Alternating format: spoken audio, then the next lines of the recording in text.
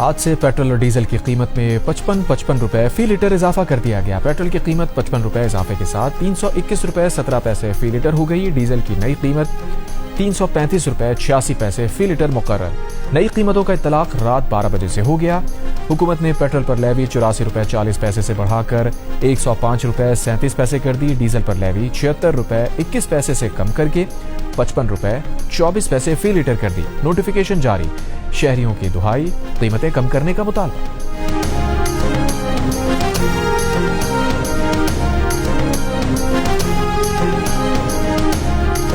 हमारे लोगों की क्या तनख्वाह है? हम पेट्रोल डालेंगे या खाएंगे या खाना खाएंगे? खुदारा इस पे कोई गौर किया जाए, कम से कम पेट्रोल तो कंट्रोल में रख सकते हैं। गवर्नमेंट का तो काम नहीं है, ये तो पूरी दुनिया में हुआ है ना। घर के जो हालात है वो भी इतने टफ हुए पड़े हैं। बमिंग वहाँ पे हो रही है और ये गरीब आवाम के ऊपर यहाँ पे ये बम गिरा रहे हैं। पेट्रोल की सूरत में इन्होंने गिराया है। 1 महीना 2 महीने हम बर्दाश्त कर लेंगे, लेकिन ऐसा ना हो कि ये पूरा साल इस तरह चले। सबसे ज्यादा गरीब मुतासिर होगा, हर चीज महंगी हो जाएगी। क्या है जी, बुरा हाल किया हुआ है, समझ से बाहर है। एकदम से बम फोड़ा इन्होंने, पता नहीं क्या करना है। लड़ाई तो ईरान में हमारा क्या गुनाह है, लेकिन ये हुकूमत को चाहिए अवाम को तो रिलीफ दे।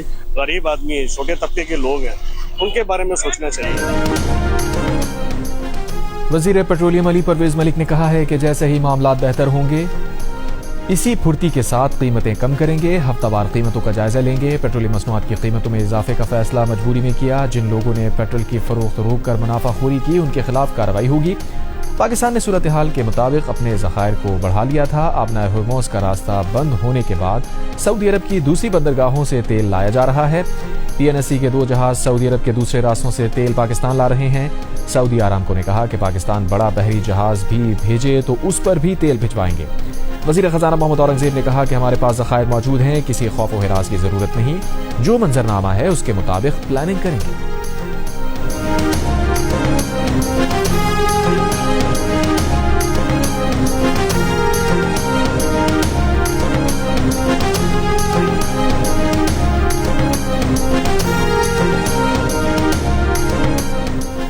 नायब वज़ीर आज़म इसहाक़ डार ने कहा है कि कोशिश की गई कि कम से कम बोझ अवाम पर डाला जाए। खित्ते में जंग की सूरत हाल है। पेट्रोलियम मसनूआत की कीमतें आसमान को छू रही हैं। पाकिस्तान की भरपूर कोशिश है कि कशीदगी कम कराई जाए। जंग बंद कराने के लिए पाकिस्तान एक करारदाद तैयार कर रहा है जो अक़वाम मुत्तहिदा में पेश की जाएगी। वज़ीर आज़म शहबाज शरीफ ने खित्ते में कई ममालिक के वज़राए आज़म और सदूर से बात की है। फील्ड मार्शल सैयद आसिम मुनीर भी मुसल्लह अफ़वाज के सरबराहान से बात कर रहे हैं।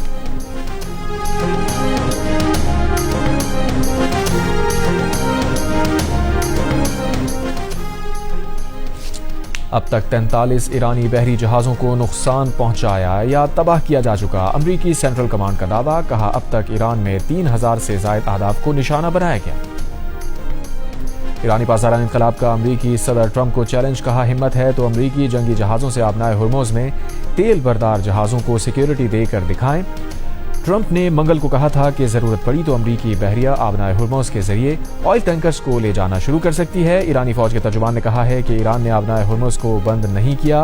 आबनाए हुर्मुज़ से इसराइल और अमरीका के बहरी जहाज नहीं गुजर सकते।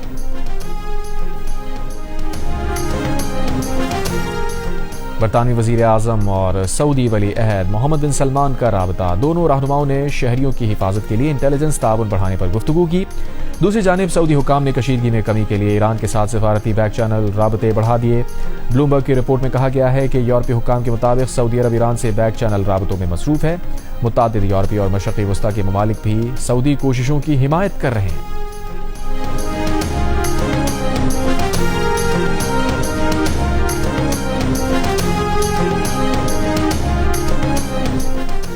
ईरानी सदर मसूद पज़ेश्कियान का रूसी सदर पुतिन से टेलीफोनिक राबता। खित्ते की ताज़ा सूरत हाल पर गुफ्तगू। ईरानी सदर ने कहा तवक्को है रूस जारहियत के खिलाफ ईरान के जायज़ हुकूक की हिमायत करेगा। इससे पहले अमरीकी अखबार ने दावा किया था कि रूस मशरक़ वस्ता की जंग में शामिल हो गया है। रूस ने ईरान की बिलवास्ता मदद शुरू कर दी है।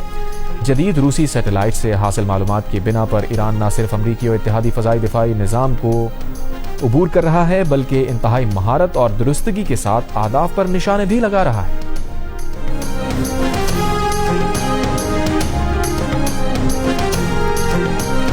खलीजी जंग 8वें रोज में दाखिल। तेहरान पर वसी पैमाने पर हमले। आज़ादी टावर के करीब अमरीका और इसराइल की बमबारी। कई इमारतें तबाह। धुएं के बादल।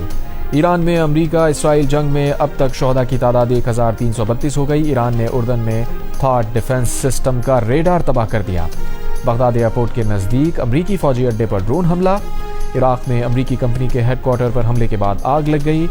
इराक के शहर अरबेल में अमरीकियों के मुमकिना ज़ेरे इस्तेमाल होटल पर ईरान का हमला।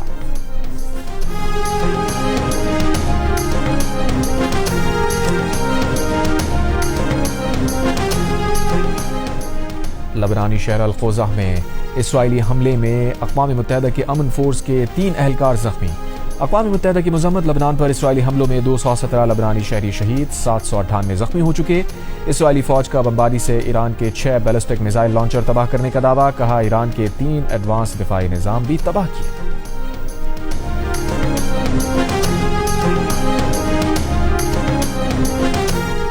खलीजी मुल्क की एयरलाइन का आज से फ्लाइट ऑपरेशन जुज़वी बहाल करने का ऐलान। परवाजें दोहा एयरपोर्ट से लंदन, पेरिस, मैड्रिड, रोम, फ्रैंकफर्ट रवाना होंगी।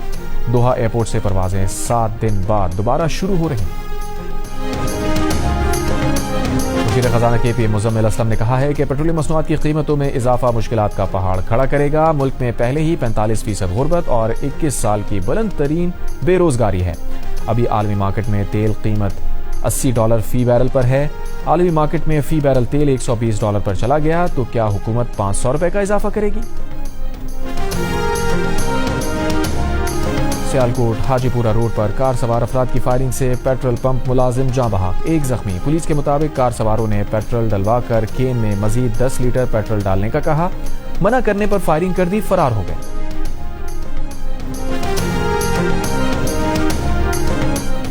अमरीकी वज़ीर ख़ज़ाना स्कॉट बेसेंट ने कहा है कि रूसी तेल से मुताल्लिक़ मज़ीद पाबंदियां ख़त्म की जा सकती हैं।